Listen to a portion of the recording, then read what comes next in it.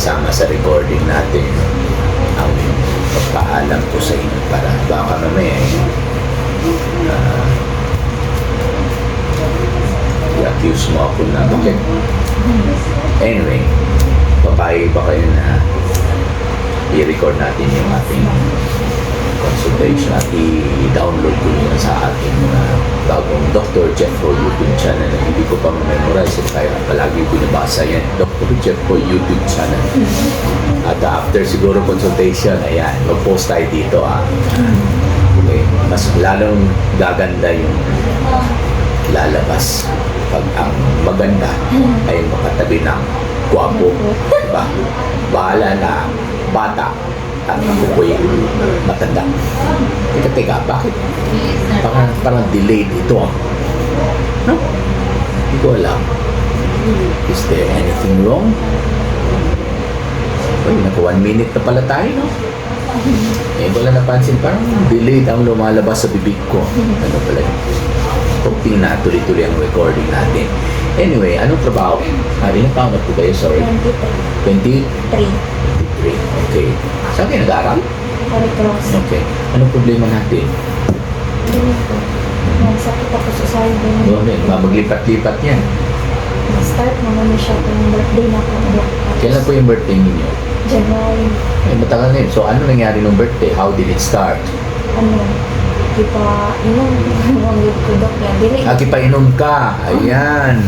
Nandiyan na naman yung mga kalokohan. Produkto ng demonyo ang alak. Katulad ng sinabi ko palagi,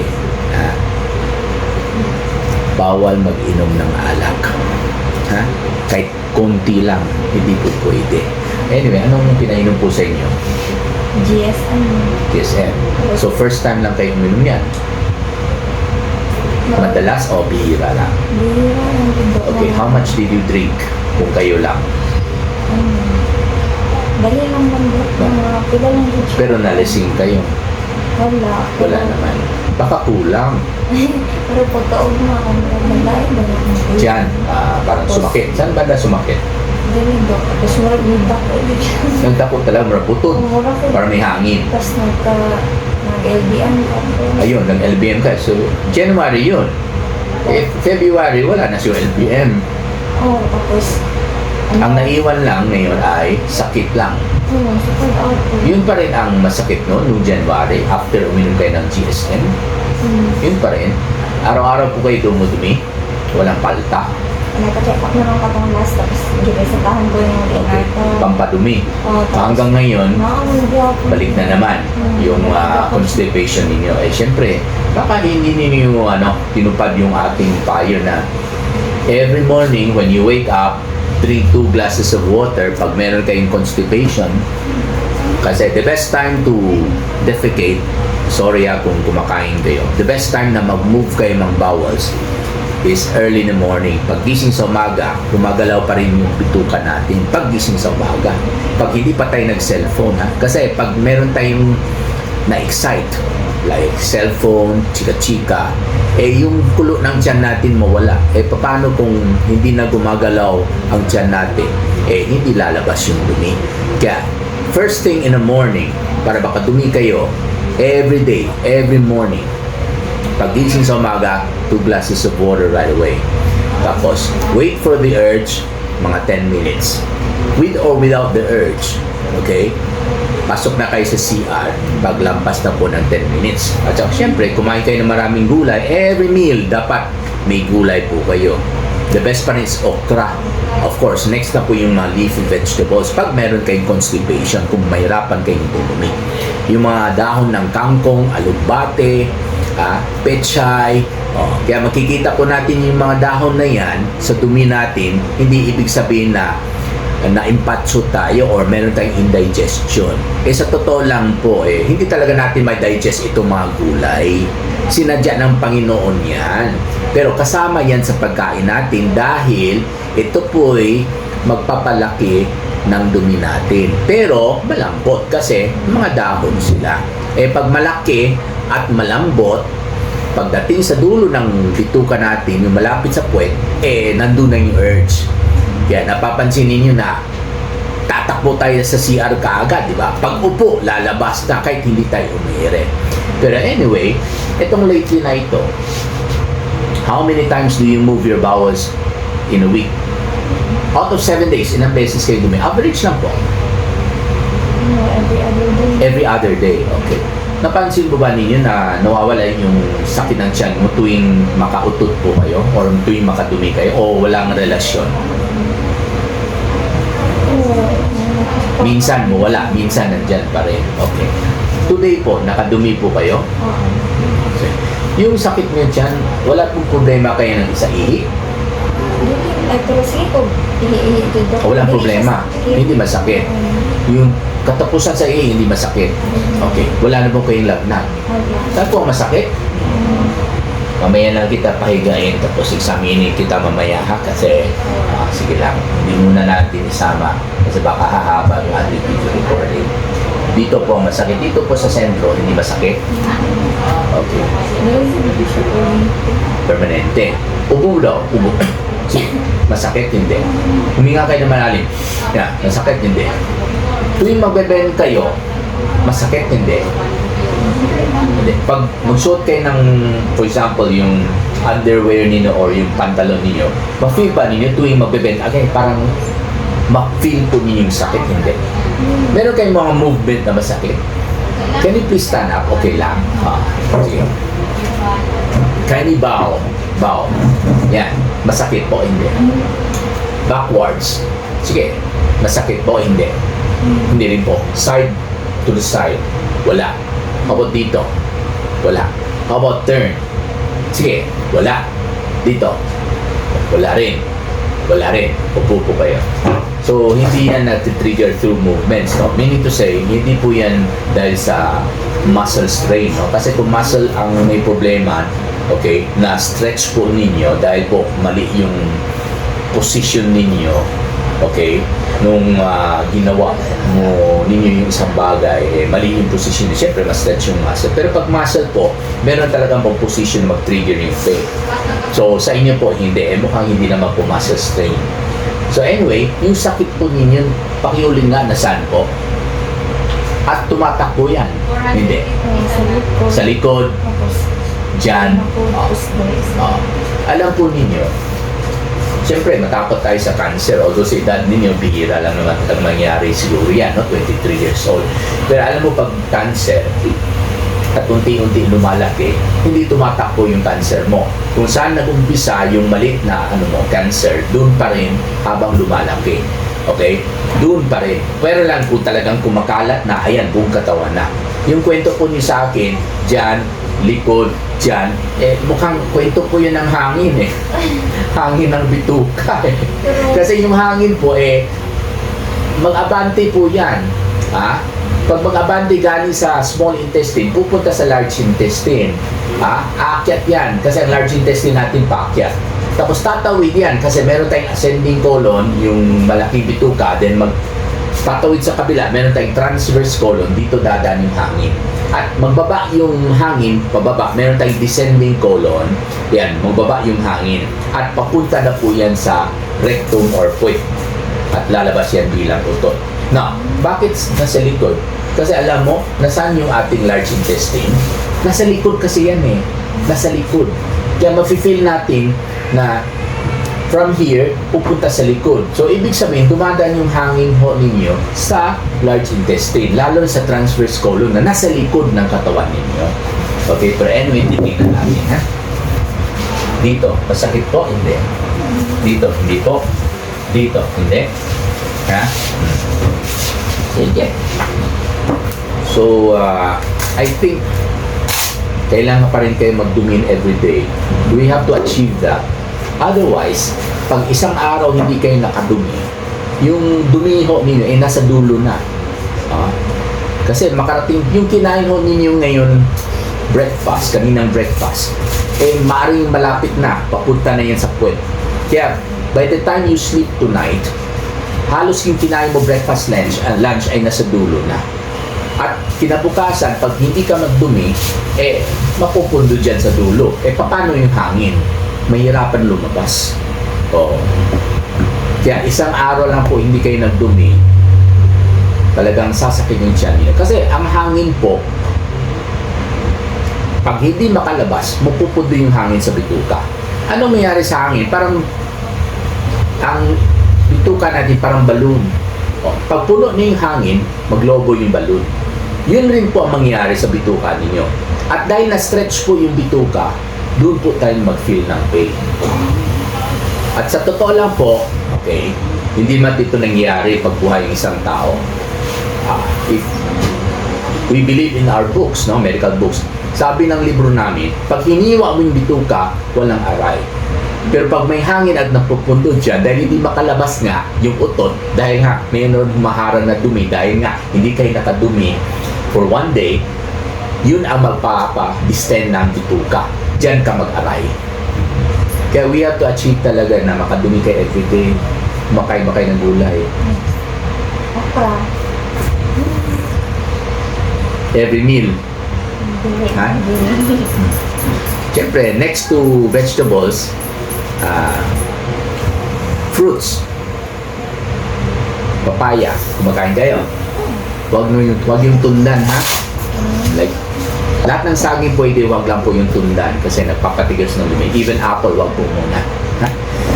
Okay, pero alam mo ninyo, what is more important than vegetables and fruits is water. Baka kumulang kayo sa tubig. Ang tanong ko lang po sa inyo, madalas pa kayo nag-feel ng thirst nung nauhaw kayo? Ano ibig sabihin niyan? Ang ibig sabihin niyan, kulang kayo sa tubig palagi. Kasi pag hindi kayo kumulang sa tubig, hindi kayo maguhaw. Not even a second. Ha? Okay? So, anong importansya diyan? Anong relevance sa constipation ng tubig? Eh, siyempre, I think, na-explain ko na po sa inyo noon. Yung dumi po natin, malaki sana. Okay? Pag kulang tayo sa gulay, walang dahon dyan ng kangkong, petsay, magiging ganyan yan. Kasi walang laman yung dumi mo eh. Ang nagpapalaki ng dumi ay yung mga gulay. Kung walang gulay, okay? Now, kahit may okra na kayo dyan, o petsay, malaki nga. Pero may tubig kasi yung dumi natin eh. And I would say na ang dumi natin, kahit solid tingnan, as the book says, meron siyang 200 to 300 cc ng tubig na mix sa dumi. Pero mo, 200 cc ng water yan. So pag kumulang sa tubig kayo, mahila kagad yung tubig. Ano mangyari sa malaking dumi mo na may tubig, may okra? Maging ganun yan.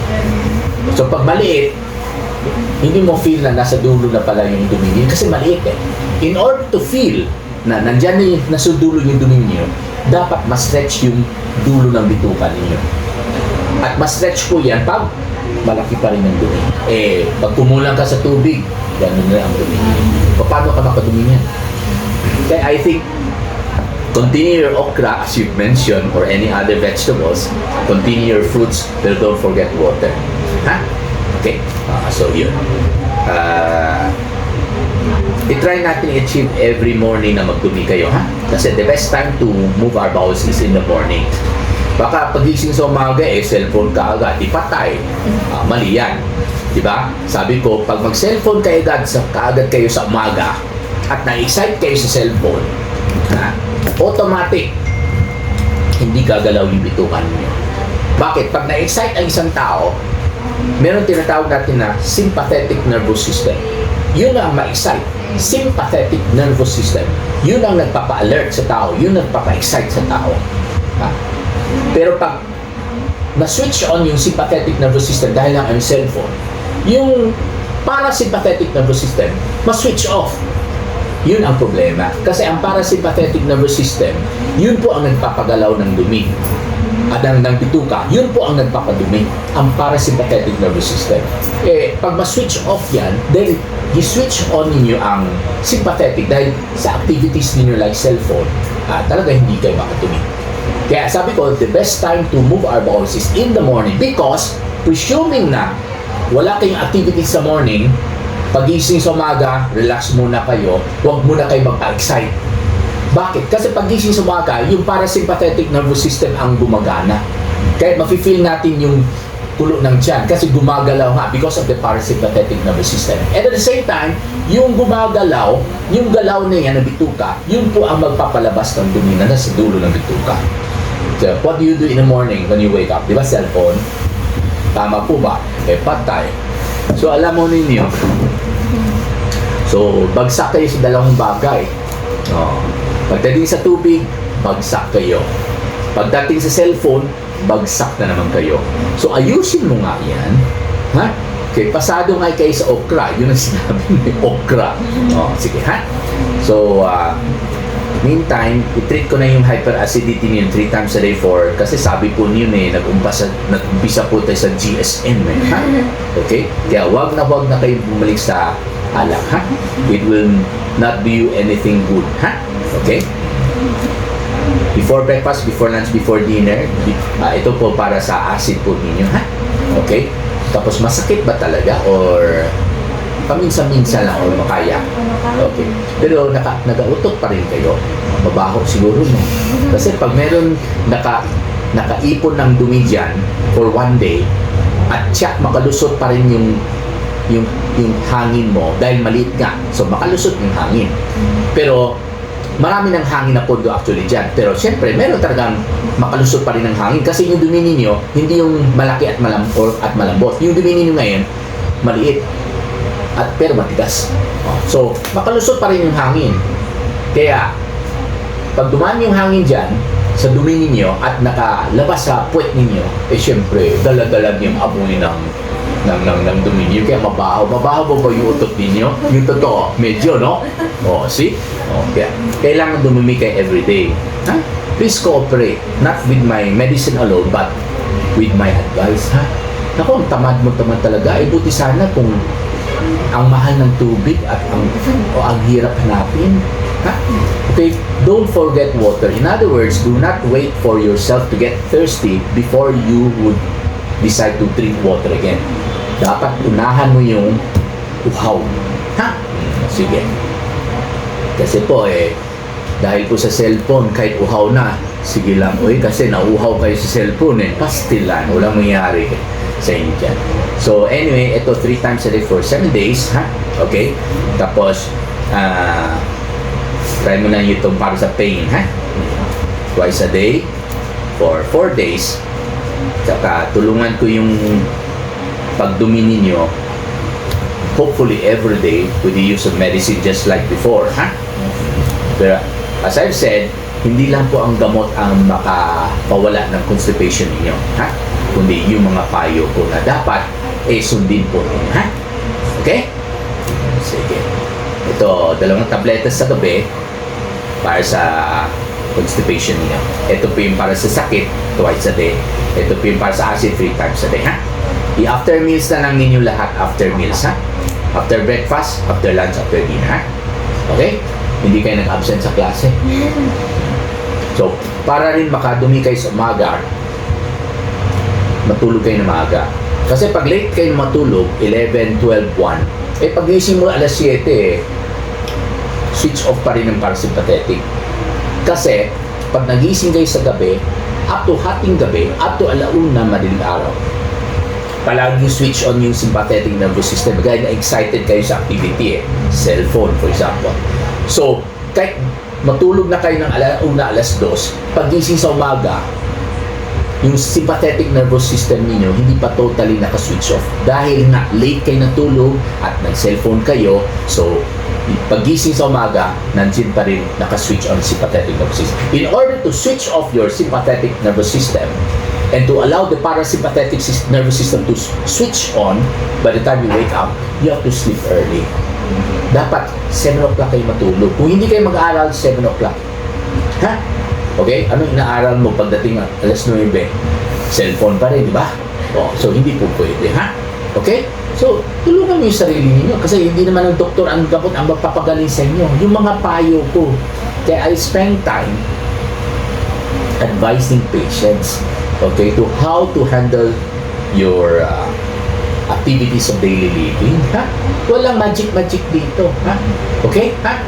So, drink more water, patuloy yung okra ninyo, sleep early, switch off your cell phone by 7 o'clock, and of course, wake up every morning, same time, drink 2 glasses of water, wait for your urge, and go to the bathroom after 10 minutes kahit walang urge, ha? Okay? sige. Mag-posing muna tayo, ha? Say hello. Hi! Okay, maraming salamat po. Sige, ha? Sige.